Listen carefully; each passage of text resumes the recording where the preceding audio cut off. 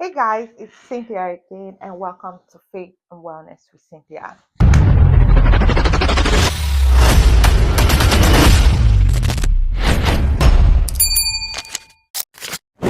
So, jumping right in on today's episode, well, it's Christmas time. Christmas time. Please don't crucify me. Don't have my decorations up yet, but I'll try and get it done. I'll try and look for time, and I hope you guys are already in the mood for Christmas, decorating, wrapping gifts, planning to celebrate it with family and all of that.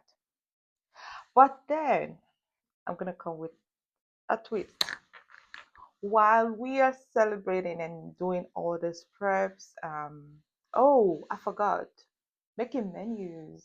What kind of food or what are we gonna cook for Christmas and all of that? Well, give me some salad and chicken and I'll be fine. I'm going to your girl and a cup of lemonade, very ice, well made lemonade, and you got me.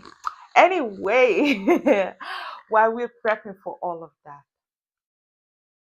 can we please also focus on the message of the season, which is Jesus, Jesus. Coming back from church, and then there was this my pastor, God bless his soul. He's a good one. And send me a message and I'll tell you what church and I'll tell you his name. Well, anyway, that's one aspect of it. So we started a series and it's Behold the Light. As Christians, we already know that the light we're talking about is not this light in front of me, that light in front of me, but it's the light called Jesus. I think it's Isaiah either 8 or 9, and it says, Behold, people who are in darkness, they have seen a great light. There's something beautiful about light, and one of the things that I can tell you is light drives away darkness. Where there is light, you're not afraid. Where there is light, you are able to do something. For instance, we're able to achieve more during the day, right? We're able to do stuff and all of that. And even if you're working the night shift, you also need the light bulbs to be turned on. You also need your flashlight so you can be able to get things done. Light is so important. Light makes the job easy. Light keeps us safe and all of that. Imagine walking in darkness. You don't even know if you're walking into a brick, sorry, or if you're gonna walk into a ditch. Whatever it is, imagine if everywhere was total darkness. You'll be scared and all of that. But then darkness is actually associated with um, things that are not so good, that scaries and all of that. Even kids, even adults, I'm also afraid of the dark. So I like some little light here and there and all of that. And that's the reason why Jesus came for us. First of all, let's go back to creation story. Genesis 1, and it says God walked, everywhere was so dark, and God said, you know what, let there be light. The first thing he created was light, and light came. It was so good. Like light came and every form of darkness disappears. In a world where um there's so much darkness happening. I mean, darkness even when it is day. You see killings, you see kidnapping, you see lots of evil happening and all of that. We need light, light in our minds, light to save us, light to guide us, light to help us. And that's where Jesus comes in, sorry. And Jesus came into the world as the light of the world. And he showed us how beautiful it is. And he goes on to say, if you believe in him, well, you have that light too.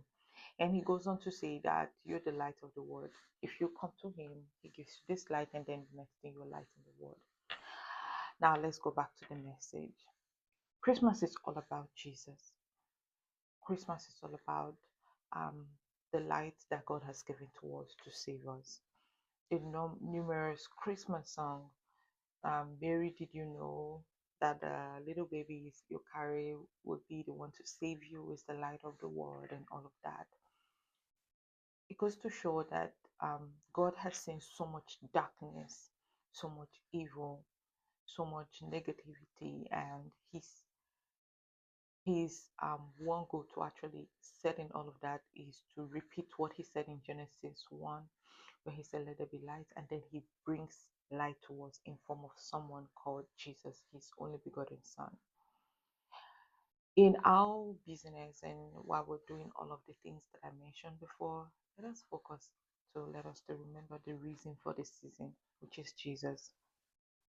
One question that I would like to ask you all is, um, have you accepted him?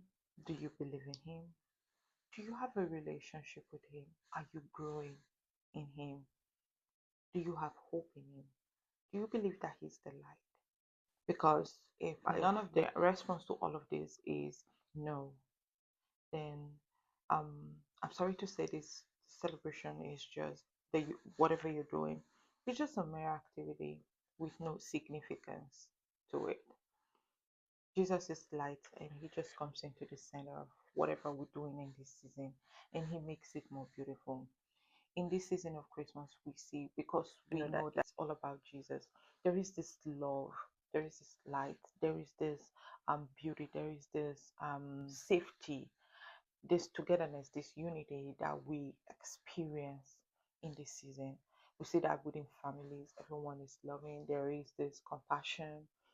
There is this forgiveness too.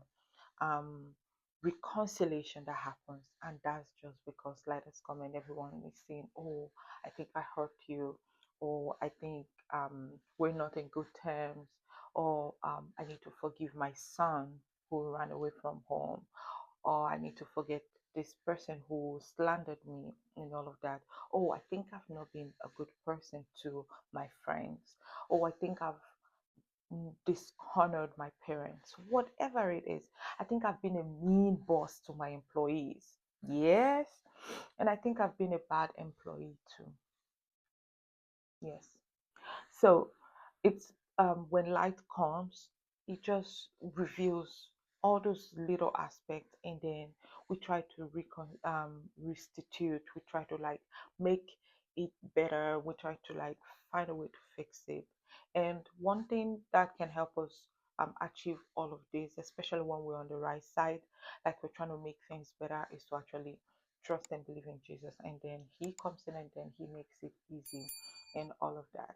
So while you're prepping your menu, the wrapping the gifts of love, you're decorating, um, planning trips, and whatever it is, remember in your heart that Jesus is the reason for this season, and He is light, and we need to accept this light, let it come into our hearts, and let us also be embodiments of this light and show it to other people around us. There are people who have not seen this light, as I said in Isaiah. They have not seen this light. They are still in darkness. Can we also show them love? Can we show them the beauty of the reason for the season, which is Jesus? And I trust God that as we do this, God will bless us, and lots of love will grow in our heart. Light will continue to shine. We can never be put off, and it will be well with us. Remember, Jesus is the reason for the season. And keep sharing love, keep sharing light, and be blessed. Until next time, bye bye.